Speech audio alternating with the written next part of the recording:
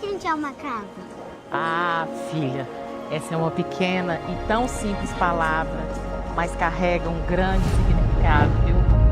Símbolo de proteção, aconchego, pertencimento. É um espaço de acolhimento, para chorar e se alegrar. É um lugar para pertencer e se identificar. É um lugar que você sempre quer voltar. É isso que queremos ser como igreja. Mas isso só pode ser feito com vidas que entenderam seu lugar no reino de Deus e aceitam o compromisso de ser casa com a gente, tornando-se membros da nossa família. Ser casa é fazer parte de uma comunidade que cresce em Cristo, Acolhe as pessoas, serve uns aos outros E alcança o mundo com o amor de Deus.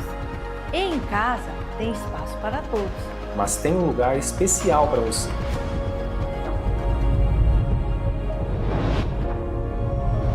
Aceita ser casa com a gente?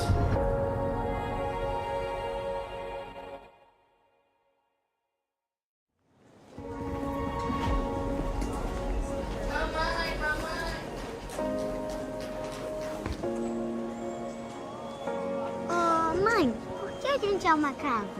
Ah, filha, essa é uma pequena e tão simples palavra, mas carrega um grande significado, viu? Símbolo de proteção, aconchego, pertencimento. É um espaço de acolhimento, para chorar e se alegrar. É um lugar para pertencer e se identificar. É um lugar que você sempre quer voltar. É isso que queremos ser como igreja. Mas isso só pode ser feito com vidas que entenderam seu lugar no reino de Deus e aceitam o compromisso de ser casa com a gente, tornando-se membros da nossa família. Ser casa é fazer parte de uma comunidade que cresce em Cristo, Acolhe as pessoas, serve uns aos outros E alcança o mundo com o amor de Deus. e em casa tem espaço para todos. mas tem um lugar especial para você.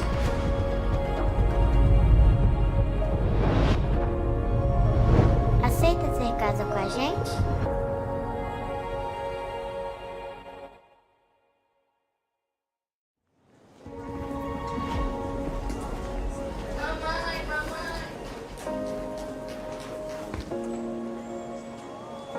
Oh, mãe, por que a gente é uma casa? Ah, filha, essa é uma pequena e tão simples palavra, mas carrega um grande significado, viu? Símbolo de proteção, aconchego, pertencimento. É um espaço de acolhimento, para chorar e se alegrar. É um lugar para pertencer e se identificar. É um lugar que você sempre quer voltar. É isso que queremos ser como igreja. Mas isso só pode ser feito com vidas que entenderam seu lugar no reino de Deus e aceitam o compromisso de ser casa com a gente, tornando-se membros da nossa família. Ser casa é fazer parte de uma comunidade que cresce em Cristo, Acolhe as pessoas, serve uns aos outros E alcança o mundo com o amor de Deus. e em casa tem espaço para todos. mas tem um lugar especial para você.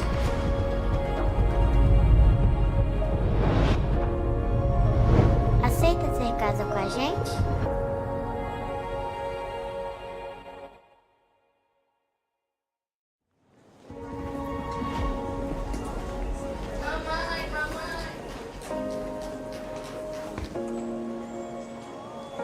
Oh, mãe, por que a gente é uma casa?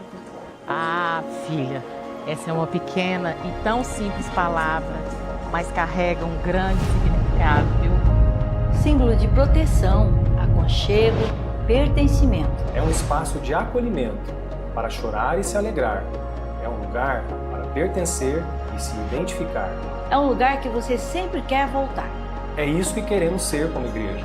Mas isso só pode ser feito com vidas que entenderam seu lugar no reino de Deus e aceitam o compromisso de ser casa com a gente, tornando-se membros da nossa família. Ser casa é fazer parte de uma comunidade que cresce em Cristo, Acolhe as pessoas, serve uns aos outros E alcança o mundo com o amor de Deus. e em casa tem espaço para todos. mas tem um lugar especial para você.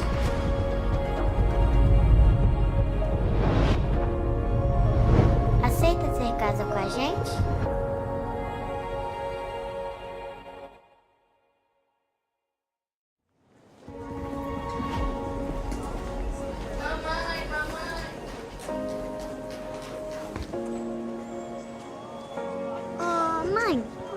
gente é uma casa? Ah, filha, essa é uma pequena e tão simples palavra, mas carrega um grande significado, viu? Símbolo de proteção, aconchego, pertencimento. É um espaço de acolhimento para chorar e se alegrar. É um lugar para pertencer e se identificar. É um lugar que você sempre quer voltar. É isso que queremos ser como igreja. Mas isso só pode ser feito com vidas que entenderam seu lugar no reino de Deus e aceitam o compromisso de ser casa com a gente, tornando-se membros da nossa família. Ser casa é fazer parte de uma comunidade que cresce em Cristo, Acolhe as pessoas, serve uns aos outros E alcança o mundo com o amor de Deus. e em casa tem espaço para todos. mas tem um lugar especial para você.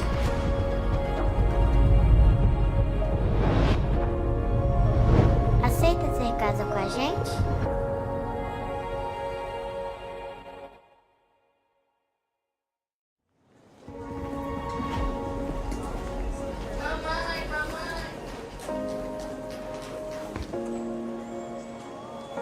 Oh, mãe, por que a gente é uma casa?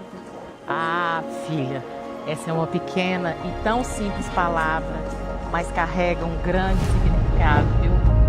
Símbolo de proteção, aconchego, pertencimento. É um espaço de acolhimento para chorar e se alegrar.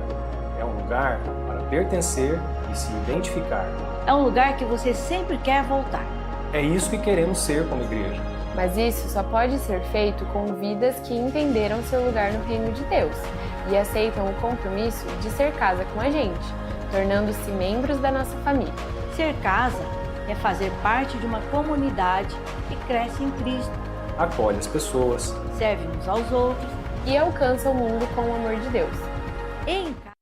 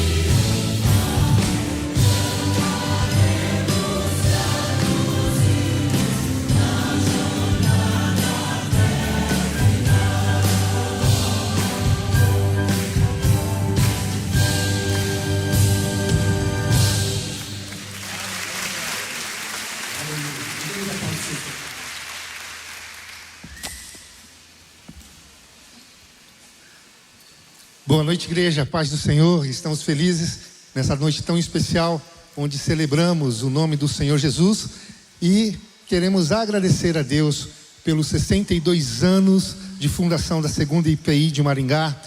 Uma grata satisfação termos conosco a participação nesta noite da orquestra e coro sacro Maringá. Muito obrigado aos irmãos, são irmãos de mais de 8 denominações que estão aqui servindo ao Senhor e nos abençoando nesta noite como segunda IPI Maringá.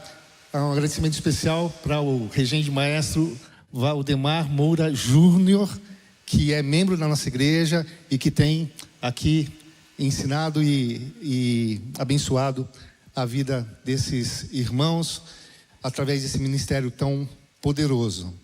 Nós queremos agradecer também a você que está aqui na nossa igreja pela primeira vez, você que está como visitante. Nós esperamos que você tenha sido abordado no estacionamento ou nas portas do nosso ginásio, do nosso templo. Mas caso você não foi identificado por um dos nossos voluntários, nós queremos convidá-lo no final da nossa celebração a se dirigir ali no espaço Conexão.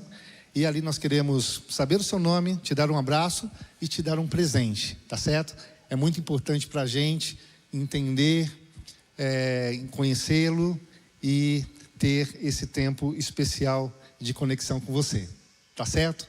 Nós temos a oportunidade e o privilégio de adorarmos ao nosso Deus através dos nossos dízimos e ofertas. Você que é membro dessa igreja, você pode fazer isso a qualquer momento, aí no QR Code que está na frente da sua cadeira, nos códigos que estão aparecendo ali no telão, ou em qualquer momento dessa celebração, ali no quiosque Contribua, tá certo? Nós louvamos a Deus por esse tempo tão especial. Deus nos chama para estarmos tendo um nível de relacionamento com Ele cada vez mais próximo, mais íntimo. E nós estamos aqui nesta noite com esse propósito. Eu quero orar por você neste momento, para que Deus te conceda essa bênção de que essa noite seja uma noite marcante na sua história com Deus. Então feche seus olhos. Nós queremos, ó Deus, te agradecer por esse tempo tão importante. Queremos te louvar, ó Deus, por essa igreja que tem sido tão abençoada nesses 62 anos de existência. Por todas as histórias, ó Deus, que foram impactadas, famílias que foram transformadas. Queremos te louvar, ó Senhor Jesus, porque nós mesmos somos abençoados, frutos de oração de outras pessoas, do serviço de outras pessoas que construíram essa igreja para que chegássemos onde nós estamos até hoje, ó Pai. Queremos pedir, ó Deus, que o Senhor nos abençoe na nossa caminhada daqui para frente também. Em nome de Jesus, amém.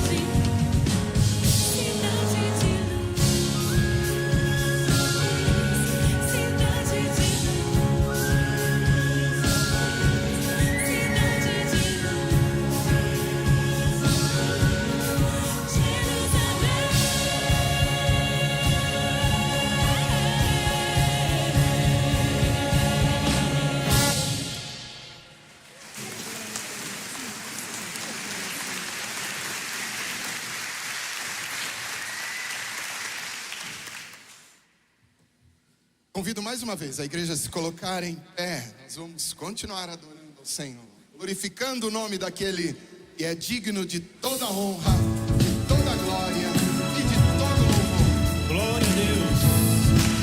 Eu vejo a glória do Senhor. A Bíblia diz que o Senhor habita no meio dos louvores. Glória a Ele, adora. Eu vejo a glória do Senhor hoje aqui. A sua mão, seu poder sobre mim. Os céus abertos hoje eu vou contemplar. O amor mais neste lugar. Eu vejo a glória do Senhor hoje aqui. A sua mão, seu poder sobre mim. Os céus abertos hoje eu vou contemplar. O amor dessa neste lugar.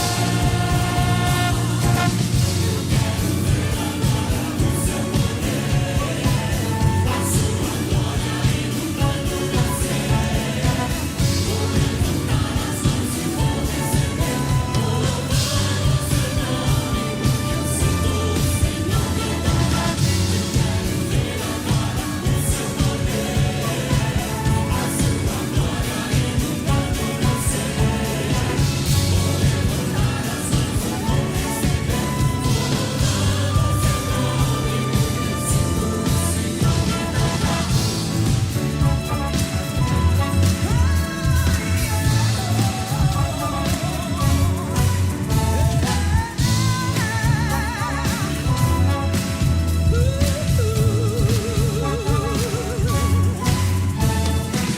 Eu vejo a glória do Senhor hoje aqui.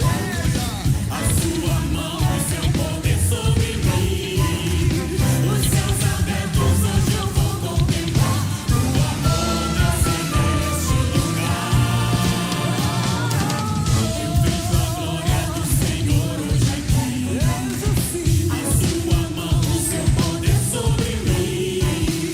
Os céus abertos hoje eu vou contemplar. O amor nasce neste lugar. Eu quero ver agora o seu poder, a sua glória inundando meu ser. Vou levantar as mãos e vou receber, vou louvando o seu nome, porque eu sinto o Senhor me tocar. Eu quero ver agora o seu poder, a sua glória inundando meu ser. Vou levantar as mãos e vou receber, vou louvar o seu nome, porque eu sinto o Senhor me tocar. Eu quero ver agora o seu poder, a sua glória inundando meu ser. Vou levantar as mãos e vou receber, vou louvar o seu nome, vou louvar o seu nome, vou louvar o seu nome, eu sinto o Senhor me tocar. Glória a Deus, Senhor. Aleluia. Exaltado és o nome do Senhor. Glória a Deus. Toda glória a ti, ó Deus.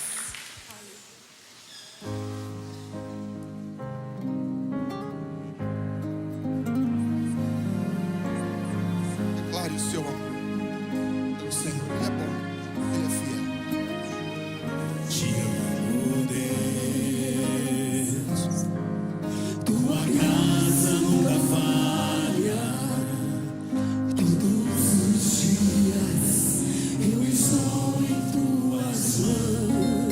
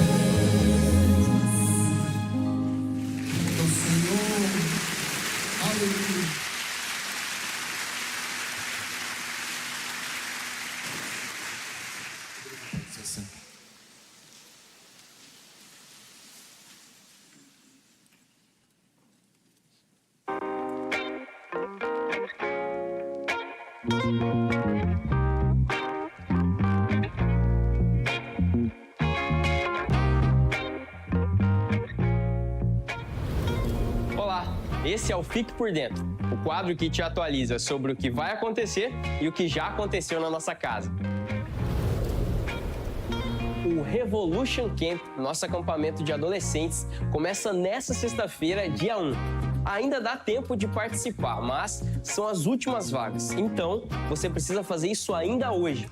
E você também pode praticar generosidade, ofertando o valor da inscrição para abençoar a vida de adolescentes que não têm condições. É só procurar o balcão de contribuição e direcionar a sua oferta para o acampamento do Revolution.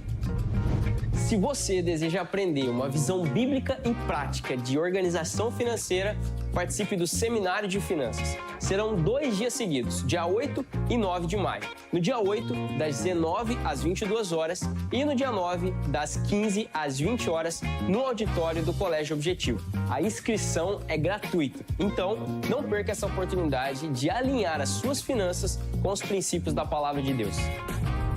A Corrida das Nações está chegando. Você pode participar como corredor ou caminhante. Basta fazer a sua inscrição na modalidade que faz mais sentido para você. Mas além de participar, nós queremos te convidar a orar por essa programação. A Corrida das Nações alcança muitas pessoas e abre portas para que o Evangelho chegue ainda mais longe. Então, ore para que cada detalhe seja direcionado por Deus e para que vidas sejam alcançadas pela graça. Se você está acompanhando a série Praticando o Caminho, nós queremos te convidar a dar um passo além. Nós desenvolvemos um site para aprofundar o tema de cada mensagem. Por lá, você tem acesso a devocionais, pode reassistir as mensagens, relembrar as práticas da semana e ainda conferir indicações de livros, músicas e outros conteúdos. Para acessar, basta escanear o QR Code que está aparecendo agora aqui no telão ou clicar no link que vai estar lá no nosso perfil no Instagram, @2IPI Maringá. Para fazer inscrição no acampamento do Revolution ou no seminário de finanças, escaneie o QR Code que vai aparecer aqui no telão ao final dessa celebração. E para continuar por dentro de tudo, nos acompanhe em nossas redes sociais. Agora, fique com a nossa homenagem aos 62 anos que a nossa igreja completa amanhã. Todo domingo a gente monta uma igreja.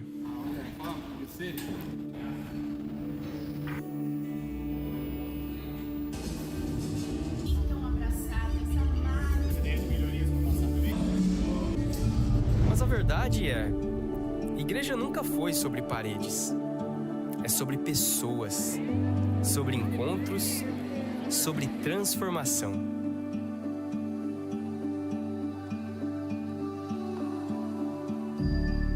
Há 62 anos, Deus começou essa história. E nos últimos anos, temos crescido, multiplicado e continuamos. Porque casa não é um lugar.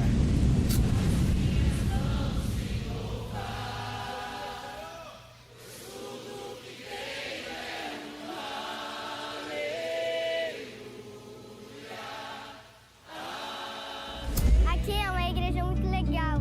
Aqui aprendo a amar as pessoas. Aqui eu encontrei o meu propósito. Aqui eu encontrei uma família. Aqui o Senhor me impulsiona a buscar mais por Ele. Aqui eu encontrei o meu propósito. A amizade verdadeira é neste lugar. Aqui eu encontrei amigos. Aqui eu conheci pessoas que amam Jesus de verdade.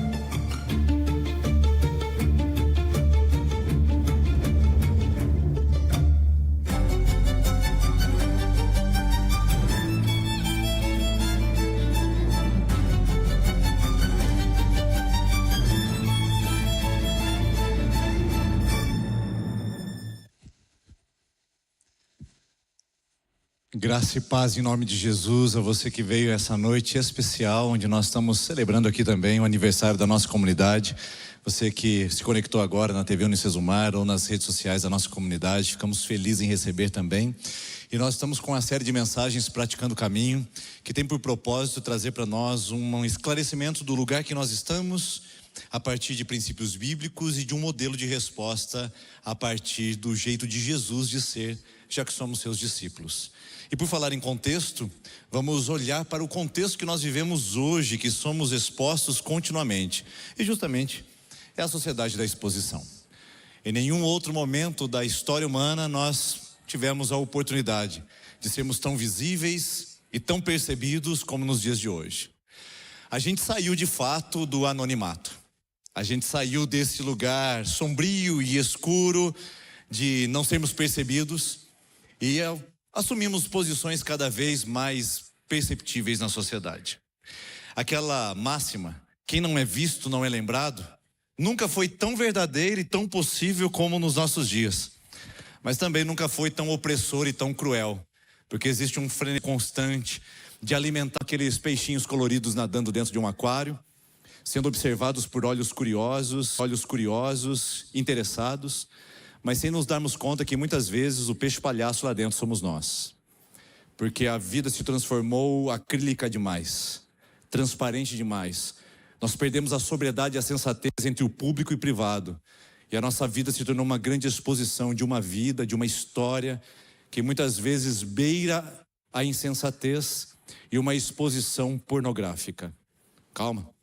Antes que você me julgue dessa palavra pesada, não fui eu quem a cunhei. Quem trouxe essa palavra foi um sociólogo e filósofo sul-coreano que está erradicado na Alemanha já há um tempo. E ele escreveu num livro A Sociedade da Transparência, exatamente sobre o contexto humano e social que nós vivemos hoje de uma pornografia da alma. Isso não tem a ver com sexualidade nem com sensualidade, mas tem a ver com o rompimento de um lugar perigoso onde nós estamos nos expondo cada vez mais. Eu vou trazer um trecho do livro. A alma não é mais um espaço privado, mas se torna uma exposição pornográfica. A alma é despida da sua interioridade, do seu segredo, do seu mistério, para ser entregue ao mercado e depois ser consumida.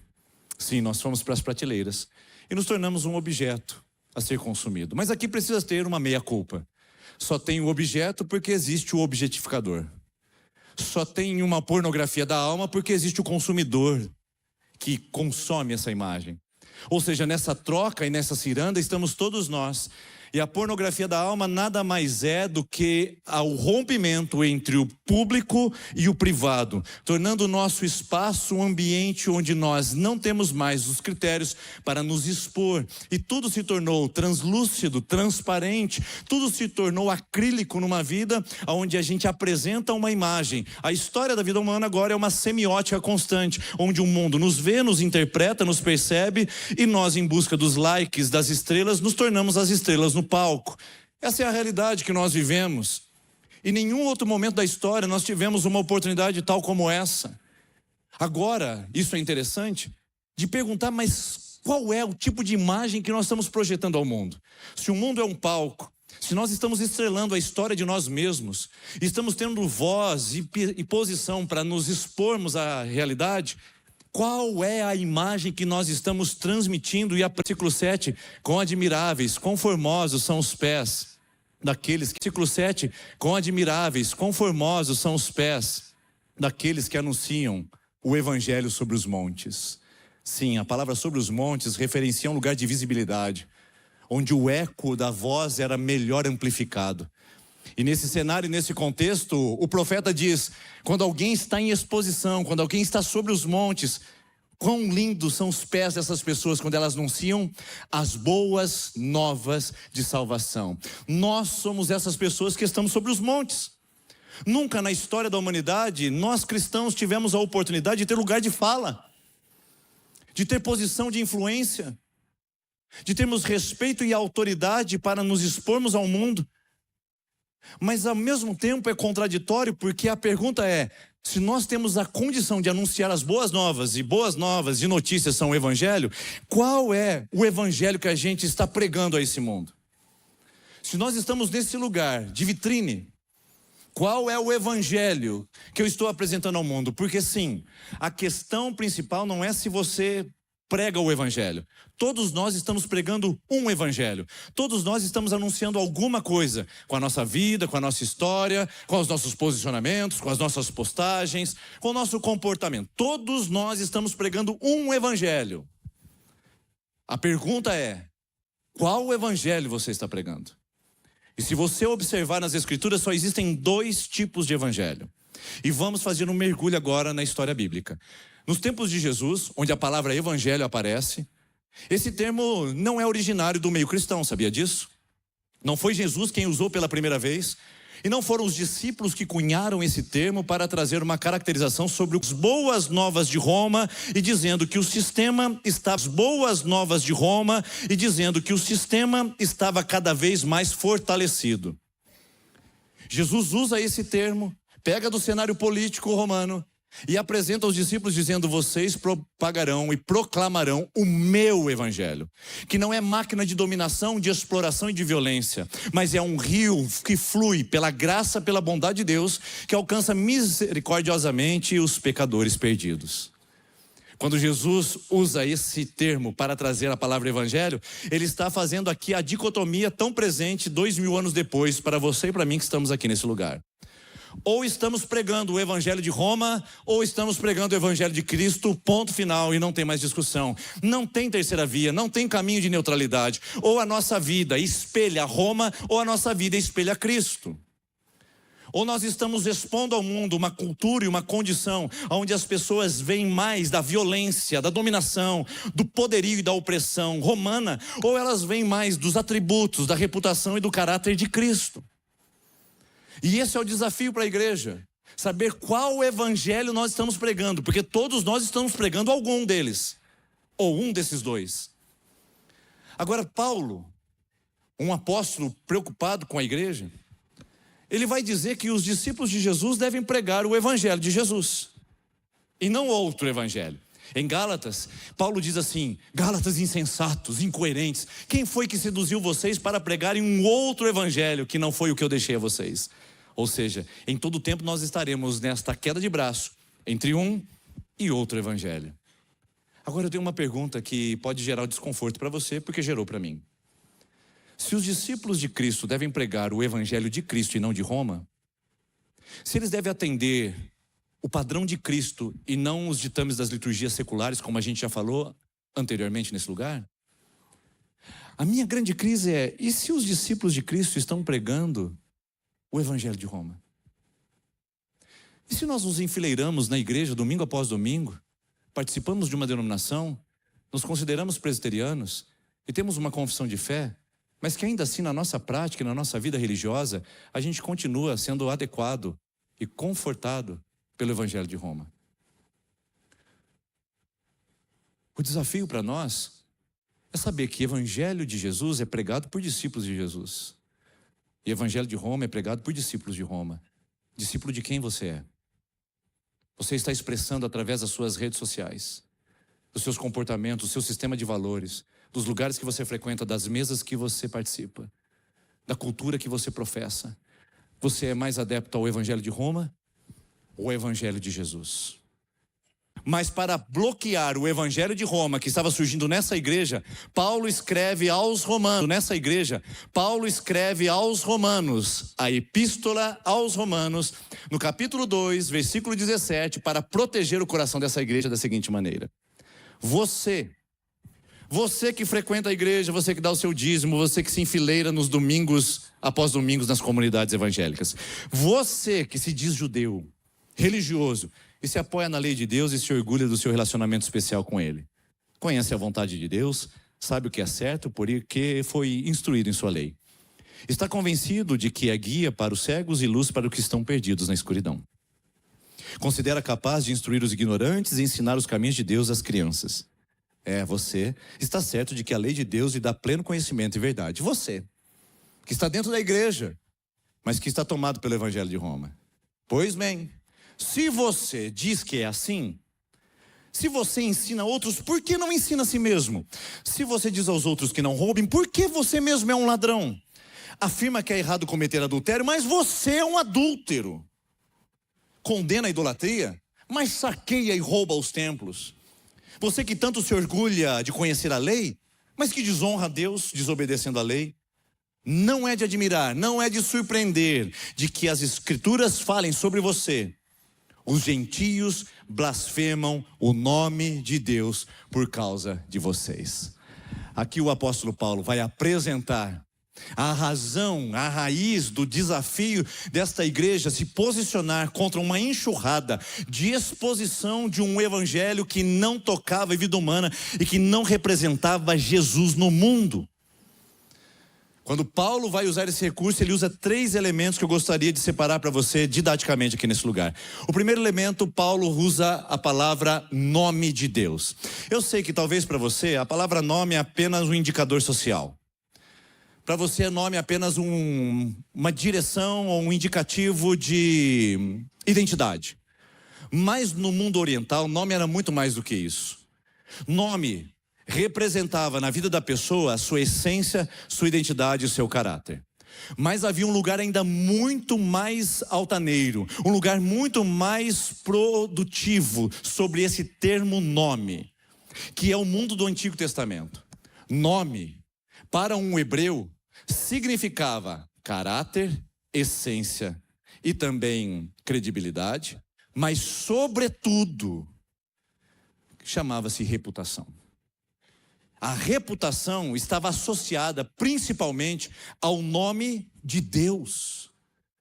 Perceba bem como nas escrituras o nome de Deus vai ser alvo de grande cuidado, respeito e reverência. Ao ponto inclusive de Êxodo capítulo número 20, versículo 7, nós temos o 3º mandamento que diz: não tomarás o nome de Deus em vão. Mas pastor, qual é o nome de Deus? Vamos explicar.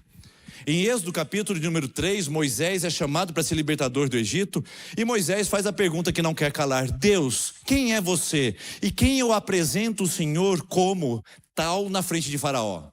E Deus diz: Moisés, eu sou o que sou. Essa palavra eu sou o que sou dá origem a esse tetragrama que você está vendo aí, composto de 4 consoantes: Y, H, W, H. Os judeus tinham tanta reverência com esse nome que eles deixaram de pronunciá-lo e substituíram esse termo pelo termo Adonai. Então na sua Bíblia sempre estará traduzido o Senhor, o Senhor. São poucas as traduções que dizem Yahvé, Iehova. A verdade é que a gente não sabe qual é a vocalização dessas consonantes da maneira correta, porque nós estamos distantes disso. A verdade é que a gente pode usar o termo Yahvé, apenas para ficar mais confortável e mais claro para nós aqui essa noite. Yahvé é um nome que Deus dá para se referir a Moisés e dizer: esse é o meu nome. Em Êxodo capítulo número 34, Moisés ainda está insistente para conhecer mais Deus. E ele pergunta: Deus, mostra-me a sua glória. Deus entrega para ele as 2ª tábuas do mandamento, as primeiras haviam sido quebradas. E Deus passa diante de Moisés e a partir do versículo 5 vai estar escrito assim: e o Senhor proclamou a Moisés o seu nome, Yahvé. Yahvé, Yahvé, 3 vezes a mesma palavra. Talvez seja uma para o Pai, uma para o Filho, uma para o Espírito Santo, mas pode ser apenas uma especulação teológica minha nesse momento. Mas a repetição é importante, porque ali está alguma coisa importante e destacada que Deus quer trazer aos nossos ouvidos. E o texto diz assim: Yahvé, Yahvé, Yahvé, Deus, aí ele usa a palavra Elohim, Deus, compassivo e misericordioso, tardio em se irar, que guarda a sua aliança com seu amor leal e fiel, e que perdoa o pecado de até 1000 gerações daqueles que o obedecem, mas não deixa de punir o culpado, e que visita a transgressão dos filhos até a 3ª e 4ª geração, e que pune toda a maldade, pecado e rebelião. Esse é o nome dele, Yahvé, Deus zeloso. Depois você pode consultar a sua Bíblia e ver se eu deixei alguma coisa de fora. Os judeus entenderam que existem 13 atributos de Deus só no nome Yahvé. 13. Deus grande, compassivo, misericordioso, tardio em irar, e você sabe o resto que eu citei aqui. Ou seja, há uma reverência ao nome de Deus que nós, muitas vezes, não percebemos no nosso mundo ocidental. Só que a conversa fica ainda mais profunda quando a gente olha para Deuteronômio 28:10. O texto diz o seguinte: quando Israel me obedecer e as minhas bênçãos os alcançar na cidade e na terra que eu os plantei, então todas as nações saberão que eu sou seu Deus e que Israel será chamado pelo meu nome. Opa, alguma coisa mudou aqui. O nome de Deus exaltado, poderoso, supremo, agora é colocado e associado ao comportamento, à vida e à história de Israel. Ao ponto de que as nações, ao ver Israel, se associam aos atributos invisíveis de Deus. Espera aí, calme-se, porque nós vamos chegar lá. Fica comigo, porque essa conversa ela é profunda, mas ao mesmo tempo reveladora. Em Isaías capítulo 45, a palavra de Deus diz através do profeta, Isaías 42:5, perdão. Um vai escrever em suas mãos, esse é do Senhor, e o outro se chamará pelo Deus de Israel. Ou seja, o nome de Deus estará com ele. Segundo Crônicas capítulo 7, versículo 14, vai dizer o seguinte: e o meu povo, se o meu povo, que se chama pelo meu nome. Olha só que interessante. Deus pega o seu nome, coloca sobre um povo específico e diz: vocês vão carregar o meu nome. Levítico capítulo 19, Deus diz: e eu chamei a nação de Israel dentre todas as nações para ser povo particular meu e ser um reino de sacerdotes. Opa, reino de sacerdotes. O que é um sacerdote senão um representante de Deus? O que é um sacerdote senão aquele que carrega a imagem de Deus consigo? Diante de tudo isso, é óbvio que o nome de Deus foi impresso no coração de cada filho e filha sua. E nesse lugar e nesse ambiente há uma responsabilidade: carregar o nome de Deus. Portanto, nós somos aqueles que temos uma aliança com o nome de Deus que agora foi colocado em nós. Acho que você ainda não entendeu. Eu vou explicar de uma outra maneira. Dia 4 de julho de 2005, aconteceu um fenômeno que mudou a história da humanidade. Talvez você não esteve lá para presenciar, mas duas pessoas se uniram num cartório de registro civil para assumirem a sua aliança um para com o outro. O nome dela até então, Vanessa de Paula Pinheiro. O nome dele, Denis Luiz Santana Vicentim. Ao assinarem aquele documento e o contrato matrimonial, diz aquilo na ata que registra da seguinte maneira: ela, a partir de agora, passa a se chamar Vanessa de Paula Pinheiro Vicentim. A partir dali, a minha esposa toma o meu nome como seu próprio. A partir de agora, não é apenas uma transação documental ou uma mudança de nome de RG. A partir de agora, ela começa a carregar também a minha reputação. A partir de agora ela começa a carregar os nossos valores. E a partir da nossa relação de aliança, começa a vir uma geração após nós que também carrega o nosso nome. Ana Luísa Pinheiro Vicentim é a primogênita. E o caçula, Heitor Pinheiro Vicentim. A família Vicentim agora carrega valores, reputação e um estilo próprio de ser a partir da sua aliança.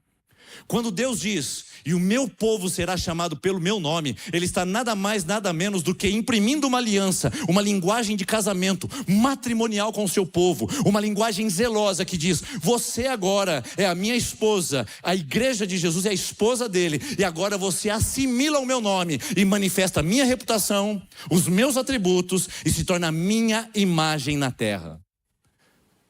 Isso fica ainda mais profundo quando a gente mergulha no Novo Testamento. Em Mateus capítulo 19, Jesus diz aos seus discípulos: ide por todo mundo, pregue o evangelho a toda criatura. E ele diz assim: batizando-os em nome do Pai, em nome do Filho e em nome do Espírito Santo. Para nós, nome é apenas uma marcação social, mas para a cultura hebraica, nome é um lugar de caráter, essência, identidade e reputação. O termo grego batizando em nome é muito mais rico do que o nosso português e a gente não conseguiu traduzir com precisão teológica. A palavra batizando em nome, o em significa para dentro, inserido. Então eu vou traduzir para você ver como isso é tão lindo e tão maravilhoso. Vão por todo mundo e pregam o evangelho, batizando-os para dentro do nome do Pai, para dentro do nome do Filho, para dentro do nome do Espírito Santo. Quando você se associou com Jesus, você não se associou com uma denominação, você não se tornou presbiteriano, calvinista ou arminiano, você não se associou com um líder religioso. Quando você decidiu andar com Jesus, você foi inserido no batismo para dentro do nome de Yahvé, para dentro do nome do Filho Cristo, para dentro do nome do Espírito Santo, nesse lugar onde você agora é responsável por carregar esse nome, honrar esse nome, viver com esse nome, expor esse nome e demonstrar a esse mundo esse nome. Porque sem esse nome, esse mundo jamais vai conhecer o Deus verdadeiro. E sem a igreja de Jesus, esse mundo não tem outra forma de conhecê-lo. A palavra de Deus diz que a igreja é o corpo de Cristo. O que é o corpo, irmãos? Senão aquilo que a gente toca, tangibiliza, aquilo que a gente interage e se relaciona com. A igreja é o caminho de Deus para mostrar ao mundo os seus atributos, o seu caráter, a sua essência, a sua identidade e a sua reputação. E como igreja de Jesus, como a gente tem tratado esse nome? Como discípulos do Mestre, como é que a gente tem carregado esse nome? Que tipo de responsabilidade nós temos assumido com o nosso estilo de vida que profana esse nome? Aliás, esse é o segundo problema que o apóstolo Paulo levanta. Ele diz: vocês estão blasfemando. Você sabe que a língua grega, ela é a raiz das línguas latinas. Tem muitas palavras parecidas do grego para o português, para o inglês, para o espanhol, o italiano e assim por seguinte. E você vai ver ali que blasfêmia significa em grego blasfemel. Parece óbvio, mas o grego ele é interessante porque ele pega duas palavras para juntar e tornar um novo substantivo. Essa palavra ela é composta de duas raízes. A primeira raiz é blapto. Blapto significa ferir, prejudicar, machucar. Quando alguém fazia um negócio indevido com outra pessoa e prejudicava, dizia-se: você blaptou. Ou seja, você prejudicou, você ofendeu. A palavra femel, que também é associada, é bem próxima do nosso português: fama, reputação. Então, literalmente, Paulo está dizendo: a reputação de Deus, o nome de Deus, os atributos de Deus que podem ser conhecidos pelo comportamento e pela imagem que vocês projetam dele ao mundo, está sendo blasfemada, está sendo ofendida. A reputação de Deus está sendo prejudicada pelo estilo de vida que vocês levam. Um estilo de vida do Evangelho de Roma, atendendo aos ditames de Roma, fazendo dancinha do TikTok de Roma, fazendo postagens sensualizadas de Roma, expondo uma condição totalmente polêmica e anticristã de Roma. A vida de vocês, ao invés de apresentar o corpo de Cristo, a imagem de Cristo, nada mais é do que uma exposição romana de domínio, de crueldade, de opressão, de carnalidade e de humanidade somente. Estamos blasfemando o nome de Deus, irmãos. Estamos incorrendo no terceiro mandamento que diz: não tomarás o nome de Deus em vão. E como esse nome tem estado em bocas sujas de gente que não tem nenhum compromisso com o Evangelho. Como esse nome é usado em palanques, como esse nome é usado por pessoas que querem conquistar o mundo, por gente que tem o seu Deus no ventre e que é blasfemado entre os gentios. Um nome santo, poderoso, que deveria ser digno de uma alta representação, se tornou uma imagem pictórica, ridícula, de uma postagem de Instagram, onde a nossa vida é associada com Roma e não com Cristo. As nossas redes sociais estão vomitando para fora um comportamento que não se parece com Jesus. Eu não imagino Jesus postando uma foto numa cachaçada e numa balada de sábado à noite e depois no domingo dizendo: Deus é bom, eu estou adorando Ele na igreja. Eu não consigo ver esse Jesus. Eu não consigo ver esse Jesus, talvez mostrando a sua massa corpórea, provocando sensualidade nos olhos pornográficos de um mundo que está observando a gente como mercadoria numa prateleira. Eu não consigo ver esse Jesus, irmãos. Mas a igreja dele parece reproduzir exatamente isso. Que evangelho pregamos, que evangelhos estamos expondo. Blasfemel é tomar o nome de Deus em vão. Blasfemel não é falar eu juro por Deus, isso não é blasfêmia. Blasfemel não é você dizer eu creio que em Deus que vai chover. Isso não é blasfêmia. Blasfêmia é quando você pega o nome de Deus, que é santo, que é poderoso, que é exaltado, eleva ele a um lugar fútil, inútil, superficial e diz que ele está naquele lugar quando ele nunca esteve. Isso é tomar o nome de Deus em vão. E quando nossa imagem que projetamos ao mundo midiático, e quando o nosso desejo de ser percebidos e ser notados baseia na nossa futilidade, superficialidade de uma vida que não honra, nós estamos tornando o nome de Deus em vão. Quando a imagem que nós projetamos ao mundo não honra o discipulado com Cristo, nós nos tornamos propagadores de um outro evangelho. Blasfemel é quando a reputação de Deus, que deveria ser vista através do nosso comportamento, do jeito que a gente lida com as pessoas, do jeito que a gente trata o sexo oposto, a forma como a gente interage com os marginalizados, a maneira como a gente acolhe os ricos, a forma como a gente lida com gente que não pensa conosco como a gente. Se a gente tivesse o comportamento de Cristo, talvez o nome dele não teria sido tomado em vão como nos nossos dias. Estava conversando com uma pessoa que trabalha no restaurante e ela disse que a escala de restaurante de domingo à noite é a pior escala que existe. Porque tem que lidar com um monte de gente que saiu da igreja dos seus cultos e que enchem restaurantes e lanchonetes e que são mal-humorados, mal-educados, arrogantes, impacientes e que saíram da mesma igreja que ele saiu pelo domingo de manhã. A pergunta é: que igreja nós estamos frequentando, irmãos? Porque não basta ser Somos Casa, não basta ser Segunda IPI. Nós precisamos aprender a carregar esse nome. Porque se não estivermos honrando o nome de Deus que foi impresso em nós pelo sangue de Cristo exposto na cruz, nós estaremos profanando esse nome, tomando o nome dele em vão. E aí nós chegamos ao último movimento. Porque o apóstolo Paulo fala que este movimento é feito para os de fora.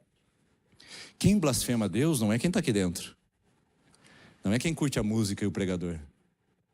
Quem blasfema de Deus é quem está lá fora e olha o hiato, a contradição, o paradoxo, o contraste, a incongruência entre aquilo que nós falamos e aquilo que nós vivemos.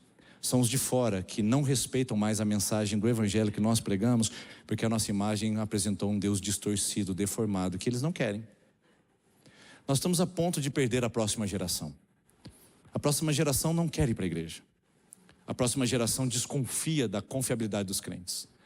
Uma pesquisa feita em 1995 por um instituto dos Estados Unidos descobriu que 87% das pessoas encontravam nos crentes alguém de confiança. Em 2013, a mesma pesquisa foi feita e 3% das pessoas acham que os crentes são confiáveis.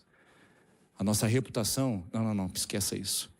A reputação de Deus está sendo maculada e ofendida por jeito de crente ser nesse mundo.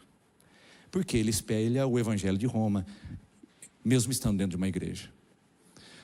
Agora, quando a gente fala em espelhar, nós estamos falando dessa característica de representação, nós estamos falando do que as pessoas veem quando nos veem.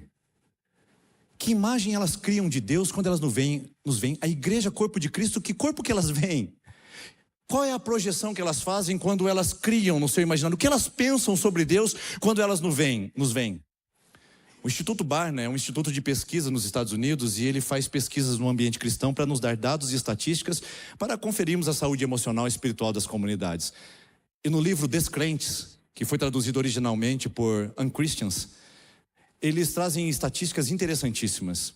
E eu vou citar a estatística que eles trouxeram nesse livro, e se você é curioso, lá depois no nosso site do Praticando Caminho, você vai ter o link para você acessar esse livro aí e comprá-lo se quiser. Mas assim, 81% dos jovens de fora da igreja, menos de 30 anos, essa pesquisa feita em 2013, 2014, nos acham, sabe o que eles pensam sobre nós? Que a gente é anti-homossexual.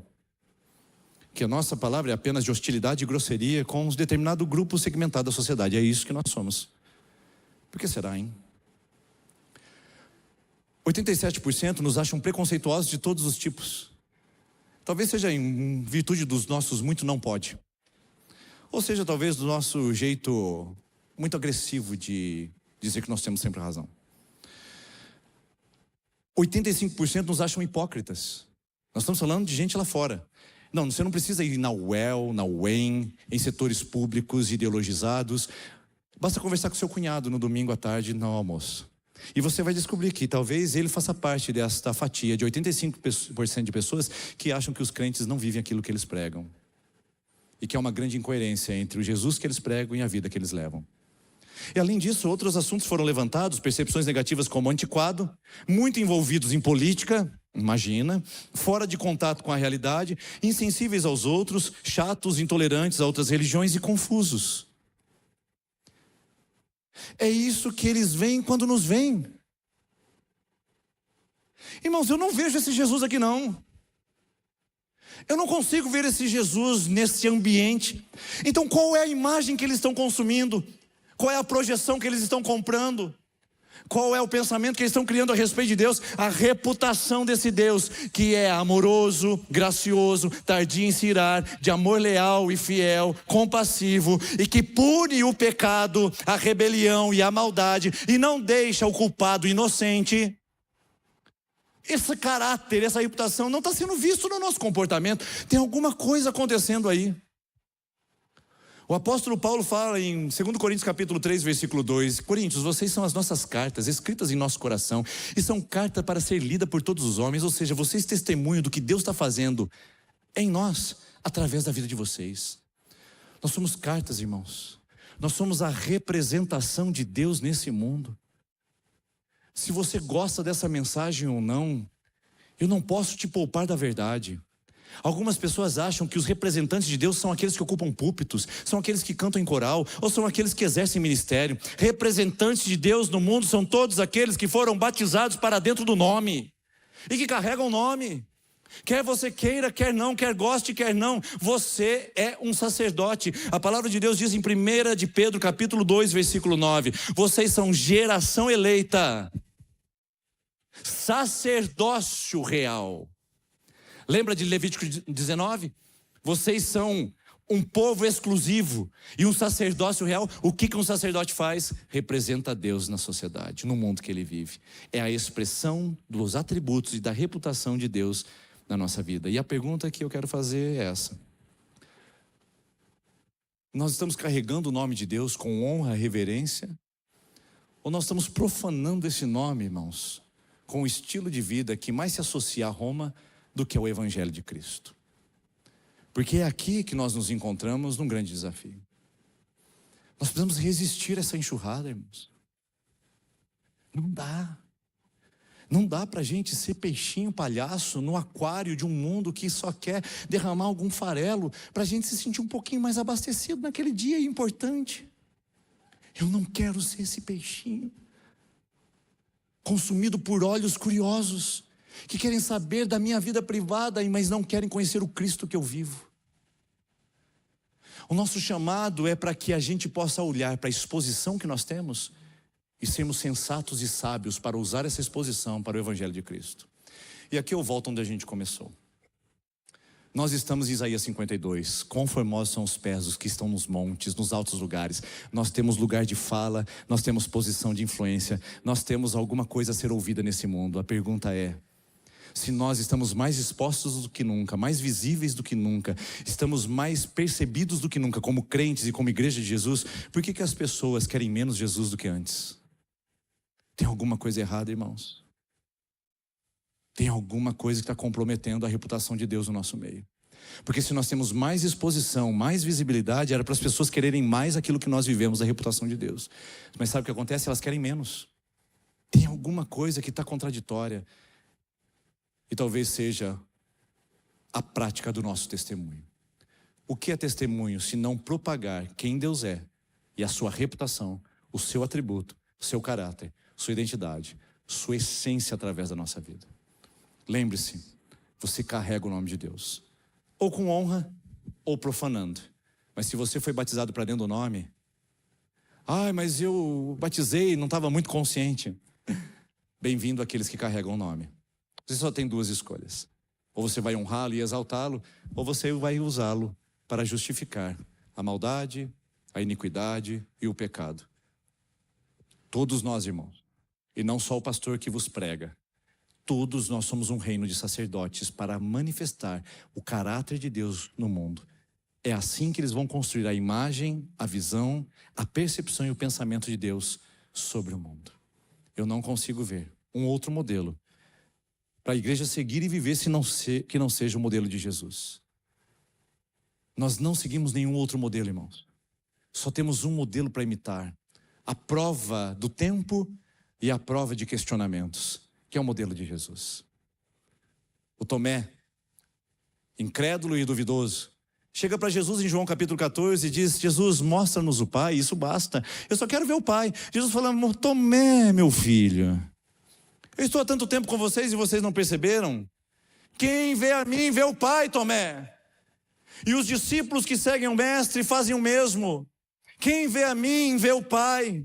Quem vê a mim, vê os atributos invisíveis de Deus. Quando eu negocio com alguém, quando eu trato o sexo oposto, quando eu me relaciono com pessoas, quando eu pago os meus impostos, quando eu me relaciono com a igreja, quando eu sirvo no ministério, quando eu posto nas minhas redes sociais, quando eu uso a minha maquiagem, quando eu uso aquela roupa do meu guarda-roupa, quem vê a mim, vê o Pai.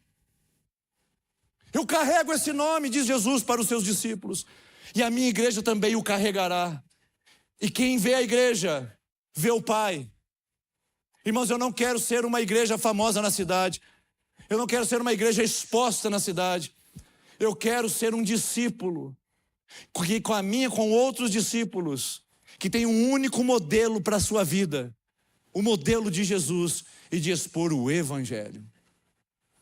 Eu quero convidar você a praticar o caminho essa semana e resistir à sociedade da alma pornográfica, resistir à sociedade da hiperexposição e usar isso para o seu benefício. A sua rede social não precisa ser tosca, não precisa ser mal-humorada e não precisa só ter versículos bíblicos, mas você pode ser mais sábio e mais inteligente na forma como usá-la. Os seus relacionamentos, a forma como você fala, a forma como você se comporta, o jeito como você se expressa no mundo, o jeito como você se posiciona no mundo, pode ser muito mais inteligente, muito mais sábio, que aponte para Jesus e revele os atributos e a reputação que Ele tem imposto e impresso no nosso coração. Vamos praticar essa semana? É um grande desafio. Mas para sermos uma igreja que realmente faça o seu papel, nós precisamos praticar o caminho. E praticar o caminho significa coerência. Eu não quero ser uma igreja perfeita, até porque não sou perfeito. Mas eu quero ser uma igreja coerente para Jesus. Entre aquilo que a gente vive é muito próximo daquilo que a gente acredita e prega. Nós não somos perfeitos, irmãos. E quando a gente errar, a gente pede desculpa e pede perdão. A gente assume o erro e a gente reconsidera. Mas a gente precisa ser coerente. Essa igreja não é liberal. Essa igreja não aceita tudo. Embora ela seja grande e você possa se misturar no meio da multidão e ser um anônimo, no reino de Deus você é exposto em qualquer lugar que você anda, porque você é um discípulo dele. Você pode estar na fogueira como Pedro, tentando se esquivar da realidade. Você é um deles, não é? E Pedro diz: não, só parece, não parece. Nós carregamos o nome ou para honrá-lo ou para defamá-lo, ou para honrá-lo ou para difamá-lo. Por isso eu chamo a atenção de uma comunidade que me ouve nesse lugar, aqui ou por onde esse vídeo passar.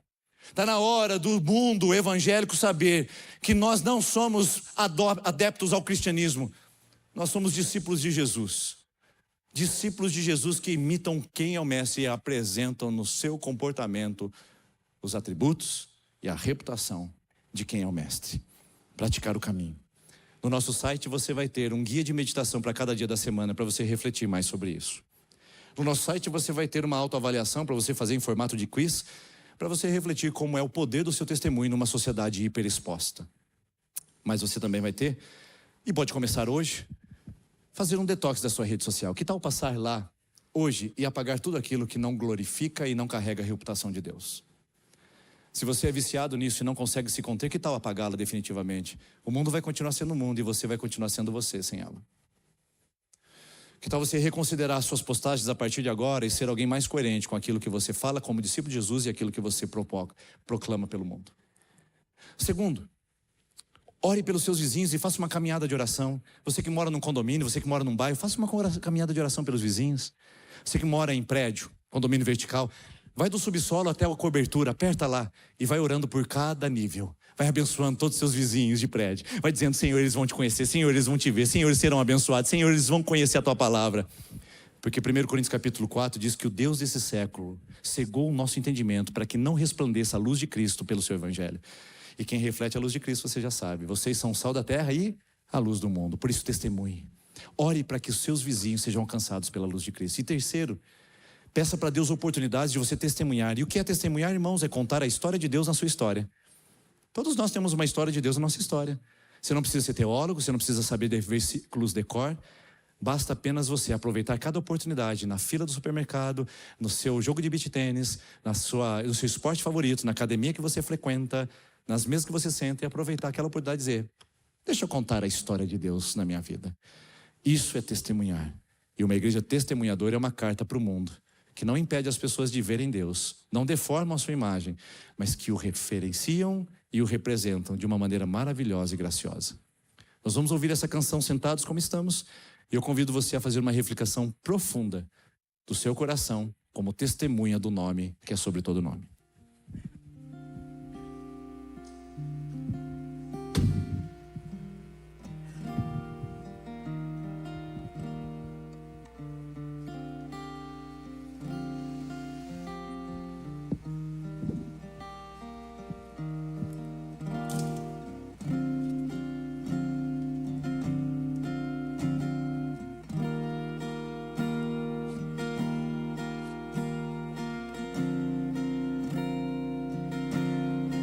Eu quero ser a expressão do teu amor. Somos teus filhos, queremos ser as tuas mãos. Eu quero ser remido e me parecer o meu Redentor. Ser como Cristo, ser a imagem do meu Criador. Que o teu nome seja exaltado, Jesus. Que o teu nome seja adorado por todos.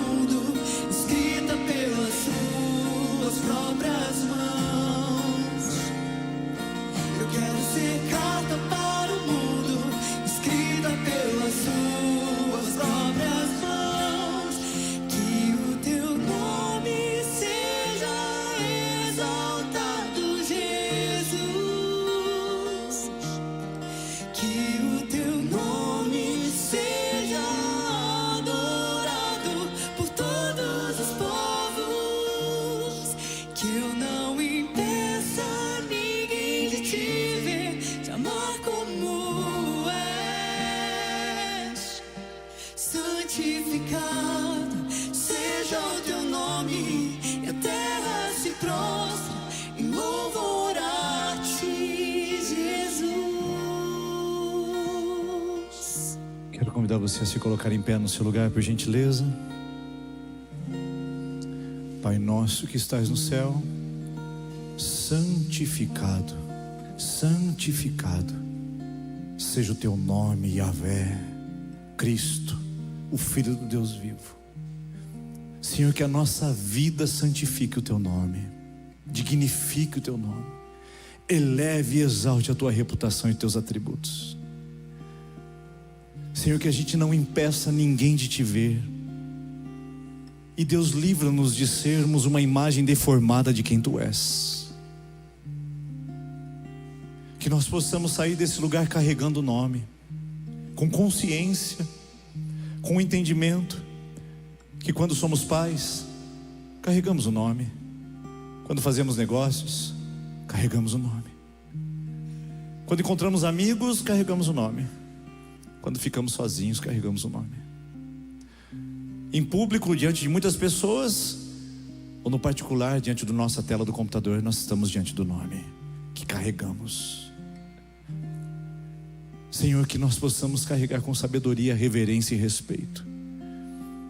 E que essa comunidade que ouve essa palavra, e esse coração que veio aqui essa noite, ou que assiste esta mensagem, de alguma maneira, de alguma forma, Pai, possa entender essa grande responsabilidade, mas esse imenso privilégio. Somos sacerdotes que representamos na terra os atributos e a reputação de um Deus invisível, mas real, verdadeiro, no qual nós somos batizados para dentro. E agora não é mais a nossa vida, mas a vida do Senhor em nós.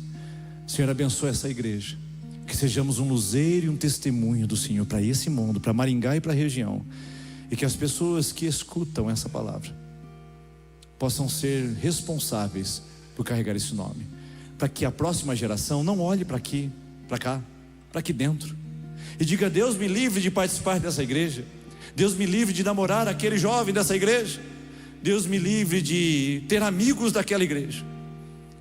Mas que as pessoas possam olhar e dizer que Yahvé é honrado e glorificado através das nossas vidas. Senhor, abençoa teu povo, nos dá oportunidade essa semana de contar a tua história através do que postamos, do que falamos, de como interagimos, do que comunicamos. E se não precisarmos falar nada, que ainda assim o teu evangelho seja pregado através de nós. Oramos no nome todo-poderoso que habita em nós e que é o nosso nome também agora, o nome de Jesus. Amém. Deus abençoe você. Tenha uma excelente e maravilhosa semana para você manifestar a reputação de Deus ao mundo. Mas eu queria exercitar isso agora. Se você pudesse exercitar e mostrar uma das maiores reputações e atributos de Deus nesse momento, Deus é um Deus acolhedor. Cumprimente as pessoas que estão perto de você generosamente e calorosamente. Diga para elas: que bom que você está aqui. Tenha uma excelente semana. E você que está nos visitando, volte outras vezes. Vai ser uma honra recebê-lo.